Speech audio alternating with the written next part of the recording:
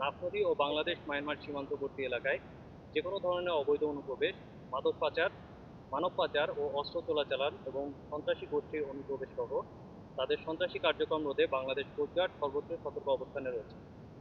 এছাড়াও বাংলাদেশ কোস্টগার্ড নাফ নদী সংলগ্ন সীমান্তবর্তী অঞ্চলে বিভিন্ন সশস্ত্র সন্ত্রাসী গোষ্ঠীর অভ্যন্তরীণ অন্তর্কন্ট্রোলের প্রভাব বাংলাদেশে বিস্তার রোধে সর্বদা সোচ্চার রয়েছে।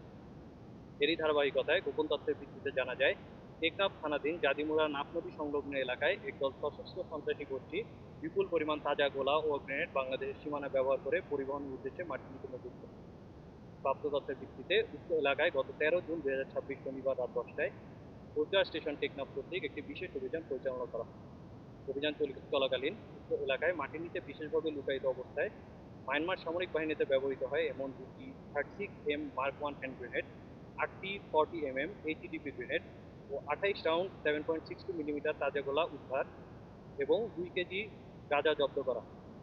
এ সময় অস্ত্র ও মাদক পাচারকারীরা আভিযানিক দলের উপস্থিতি টের পেয়ে পালিয়ে যাওয়া কাউকে আটক করা সম্ভব হয়। তবে বাংলাদেশের ভূখণ্ডে সক্রিয় সন্ত্রাসী গোষ্ঠীর সংশ্লিষ্ট সদস্যের আটকের নিমিত্তে কোস্টগার্ডের গোয়েন্দা নজরদারি অব্যাহত রয়েছে।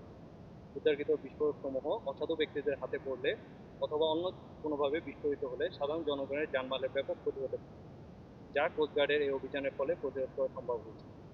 এর পাশাপাশি কোস্টগার্ডের এ সকল অভিযানের ফলে বাংলাদেশের সীমানা ব্যবহার করে সন্ত্রাসী গোষ্ঠীর সম্ভাব্য নাশকতামূলক কর্মকাণ্ড পরিচালনা অপচেষ্টা ও নস্যাৎ হয়েছে। উদ্ধারকৃত গ্রেনেড ও তাজা গোলা এবং জব্দকৃত গাজার পরবর্তী আইনানুগ ব্যবস্থা গ্রহণের কার্যক্রম প্রক্রিয়াধীন রয়েছে। দেশের আইন শৃঙ্খলা পরিস্থিতি স্থিতিশীল রাখতে ও সীমান্ত এলাকায় সন্ত্রাসী গোষ্ঠীর তৎপরতা রোধে কোস্টগার্ড ভবিষ্যতেও এ ধরনের অভিযান অব্যাহত রাখবে। ধন্যবাদ।